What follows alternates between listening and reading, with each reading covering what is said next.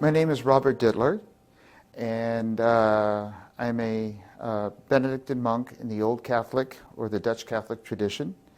And the White Robe monks of St. Benedict specifically have as their mission to serve all of those peoples whose spiritual needs cannot be met by their institutional church of origin. Our understanding is that God, whatever God is, loves us all, and we don't get ourselves involved in the details so much. And so we will be honored to officiate at, Buddhist weddings, Hindu weddings, Catholic weddings, Catholic, Jewish, whatever, whenever the people come to us, we serve them. And our monastic practice specifically is Soto Zen meditation because of the way we're structured. The Black Benedictines, the originals, they have a chanting practice. We have a sitting practice.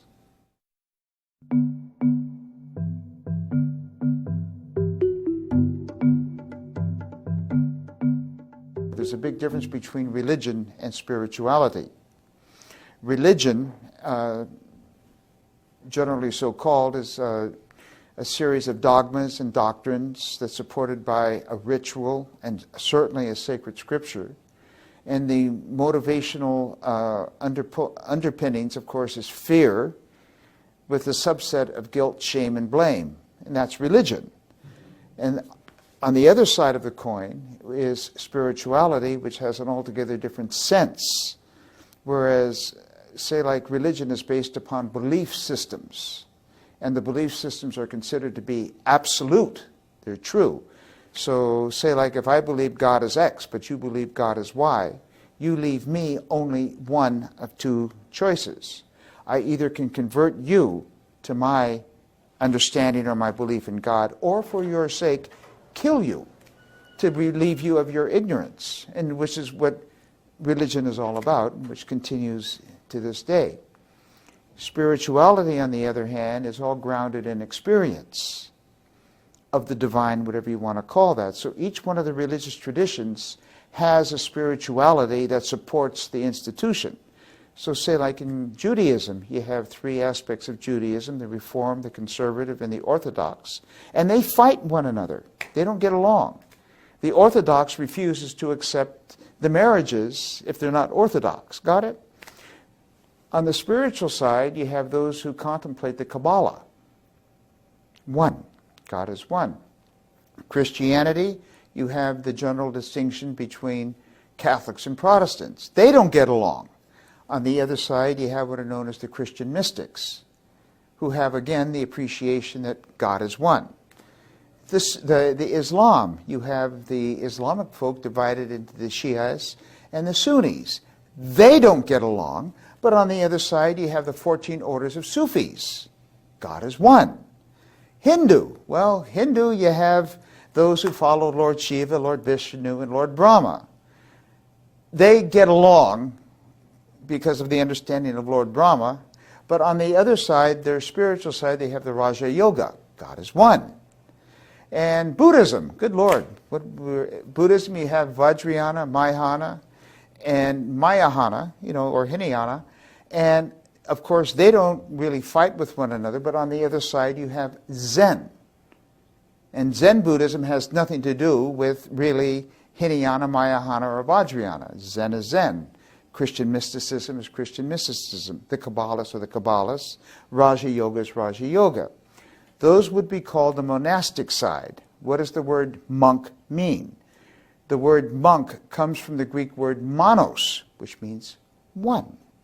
So all monks from every religious tradition have what is known as a monastic practice that engenders this experience, for the lack of a better word, of the divine, God, oneness, whatever word you want to put on this.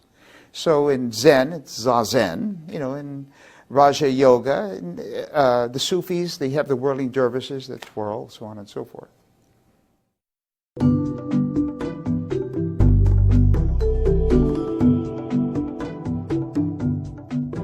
Remember that, the historical Jesus, when everything is said and done, if we accept the scriptures as being somewhat of a starting point of discussion, a point of departure, you will find that the historical Jesus said in the Gospels, Boys and girls, I only have 2 commandments.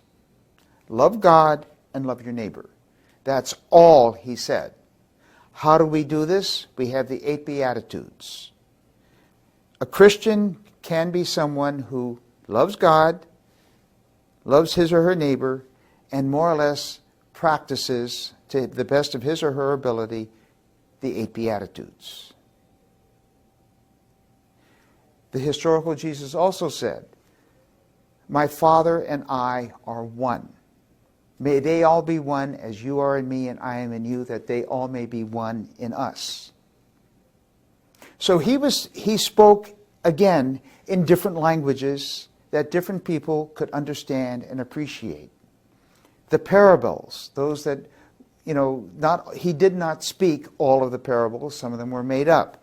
If you follow, biblical archaeology and the Gospel of Q and all of that literature, some of the Gospel is made up. If you take, the, what do they call it, up in Santa Rosa, the Jesus Seminar, they have gone through line by line by line by line by line by line in the New Testament or the Gospels and have taken out which was added in linguistically. They vote. This was in, this was out. So if you look at the Jesus Seminar, the Gospel is very short. It doesn't have all of this. So to be a Christian doesn't necessarily mean, in the fundamental sense, that you might be phrasing the understanding of Christianity.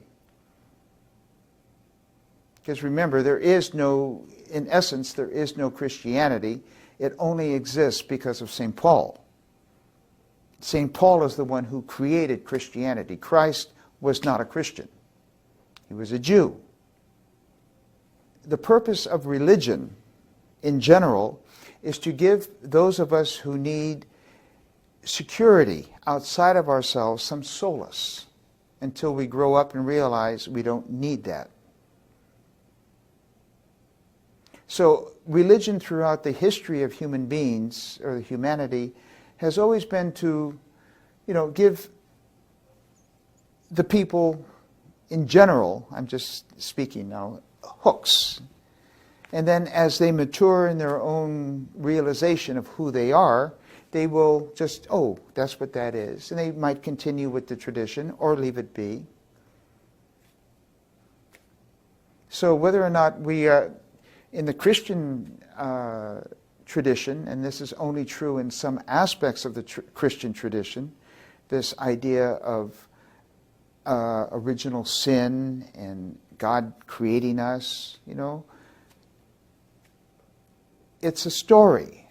And some of us appreciate that it is just a story. Some of us take the story to be absolutely true. Some of us take the story as being, quaint. It depends. And so whether or not non-duality cancels everything out or not, non-duality cannot cancel anything out because non-duality is non-duality. All the religious stories exist, let's say, using I don't like to speak this way, but all of these differences exist within non-duality, which is absolutely a false statement.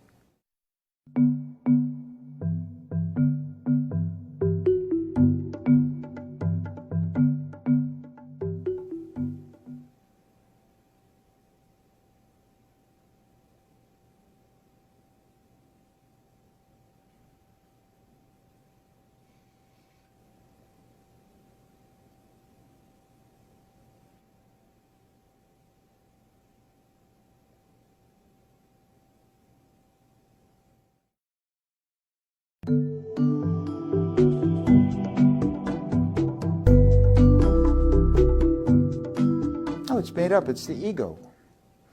And just in straight psychology, the ego depends upon what school you want to take it from. But if we take the Freudian school, the ego is constructed, Adlerian, whatever school you take from. But let's just summarize that ego is a thought of who I think I am or who I think I'm not.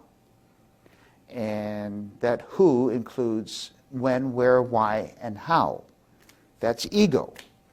And this thought of who I think I am or am not is always meeting what is known as external reality. Now, what is external reality? Nothing more, nothing less than my own internal thoughts, feelings, emotions, or desires internally, or externally, people, places, things, or event. And they are both the same. Because say like, if I asked you in this moment to please point to where I am in relationship to you in this moment. In conventional reality, most people would point, well, you're there. And I would have to say, let's hold on for a minute. Let's go back and step and see where the answer to another question. Perhaps we could ask, where does beauty exist? And in our general English, we say, well, beauty is in the eye of the beholder. Starting from there, if we take all of this as one huge, gigantic photon, it's all light, got it? So there is a light wave. The light wave is going into the pupil of your eye, and it cascades down through the center of your eye. And then in the back of your eye, there is a series of rods and cones, and you have the unmitigated gall at this moment, without even asking me, you are transducing my light energy. Transduce means to change energy fields. You are changing my light energy. You're not asking me again. Are we clear on that? You're changing me into my light energy into an electrochemical impulse that is cascading down your optic nerve that you are allowing, which is encoding a series of percepts in area 17 of your brain, which is an upside-down image of me that your prefrontal lobe, for the sake of convenience, is turning right side up. That is the me you are relating to. Not this one here. I'm nothing more and nothing less than an accident in your identity matrix. That's all I am. So, say like in classical psychology, somebody walks into a room, and it's a common human experience given the human condition that I have a gut level dislike for that person. I don't even know the poor person, but the person walks into the room. What is happening actually is that as I am recreating that person in my own self-system, that person is reminding me of traits or attributes about me that I'm in denial that I am. Remember what denial stands for. Don't even know I am lying. And because I am in the state of denial, I am projecting my own self-dislike out onto the other person, and I'm making that other person wrong for being just the way I am. It's my own neurotic hang-up. It's me. That's ego. It's made up. And how we resolve ego functioning is start recognizing that whatever is out there really isn't there. As Gertrude Stein would say, even though she said it about Oakland, it's still true about life, there is no there there. Because it's all here, but there's no here either.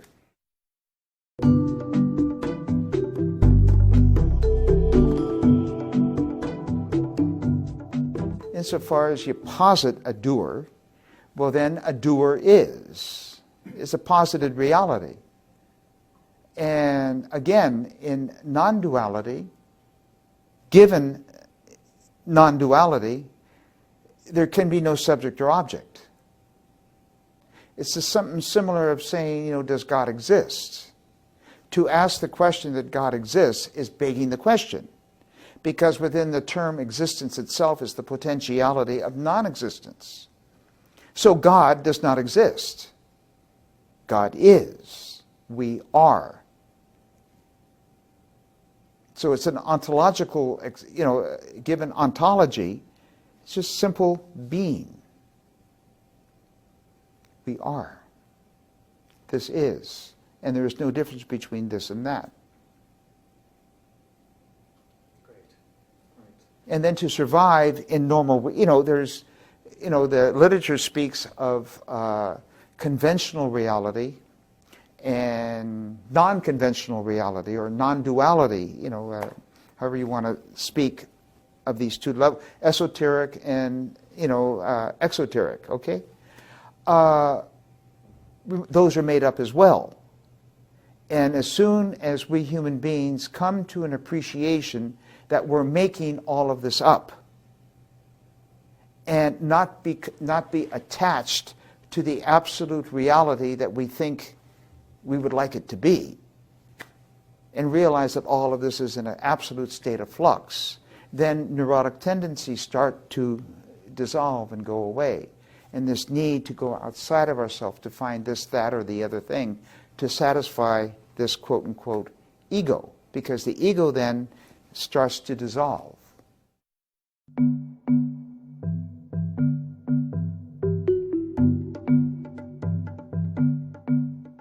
Enlightenment is a concept, all right, and it's made up. Different people mean different things by enlightenment. For some people, it's some type of an experiential shattering of some sort. For other people, it's seeing visions. So is there enlightenment? Yes, there is enlightenment insofar as it signifies various experiences that people can have. But in and of itself, there is no enlightenment because everybody is already enlightened. Everybody is always awake. And the understanding is that we don't really appreciate, we don't take responsibility for being awake. We're not responsible for our integrity. And the more we become responsible for our integrity, the more we don't have to, quote unquote, go outside of ourselves to seek profound experiences. We can appreciate just sitting here speaking with one another as we are doing right now. So, yes and no.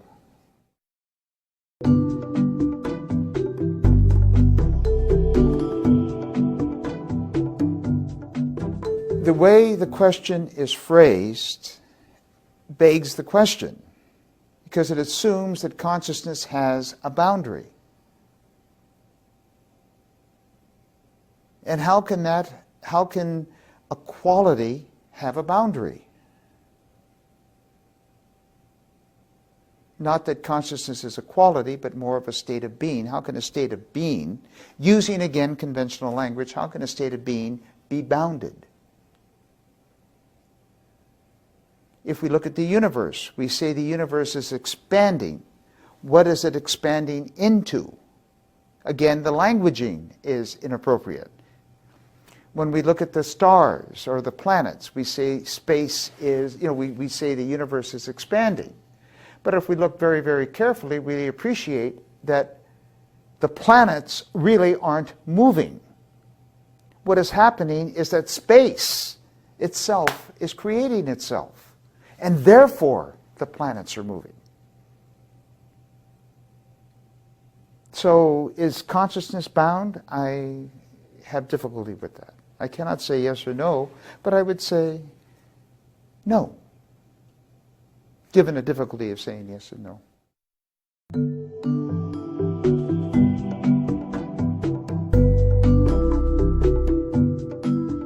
If we take the model of physics, all right? We take the laws of thermodynamics. Energy cannot be created or destroyed, all right? It is. Through the process of, the laws of individuation, matter and energy, the transformation of matter and energy, all right? So the old classic thing, I am now all this dead skin, these atoms and molecules, where are they going? They're not going anywhere, they're here. And now if we look at human life, if we posit that human life is a form of energy, energy cannot be created or destroyed. It is. What has happened in the West, in my appreciation of all of this, is that we make everything a life and death situation. Basic error in understanding. Because the opposite of life is not death. The opposite, the true opposite of death is birth. And on the field of life, there are blips. Death, birth, death, death. But life is continuing. Is there reincarnation? Reincarnation posits that this, as I know, is me, in the next instant will be me again, yet in another form, which is somewhat paradoxical. Okay? To me, there's no distinction because it is anyway. And if my ego is only but a thought, and if my thought ceases to be when this physical form, which is supporting the ability to think, ceases to be in this present construction, well then the whole question becomes moot. Because we always are.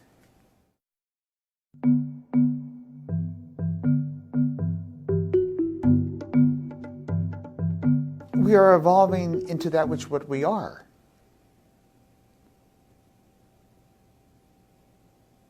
And as we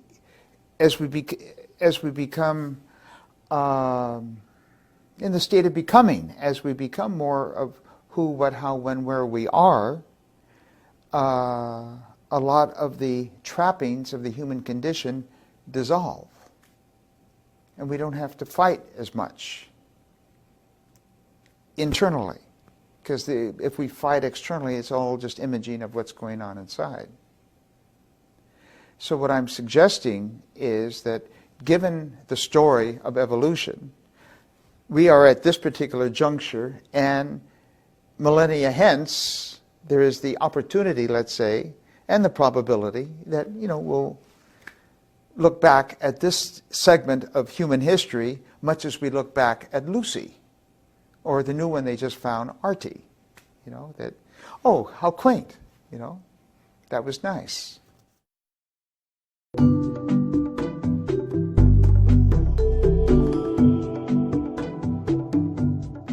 The more we sit, and the more we sit into our experience and get into what is called the now, however you want to call that, then we start realizing that, wow, the full possibility of every moment is pregnant with the universal possibilities, and the only thing that is limiting us is our ability, given our present physiological construct, is to apprehend all of that, which precedes perception. Our apprehension of reality is different than our perception of reality, which is altogether different than our comprehension of reality. So, am I a local being in this moment? Yes. Between you and I right now? Yes. Is that all there is? Probably not. And we are all expressions of the same reality. Given God, God is one, whatever you want to call that reality.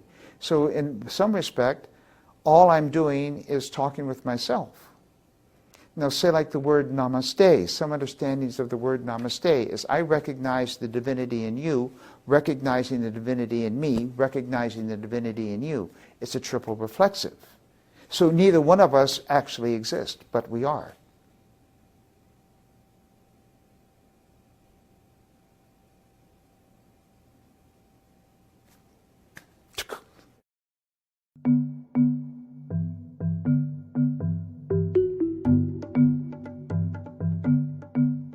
See, this whole conversation, this whole conference is a paradox inside of itself, because actually there's no need for it.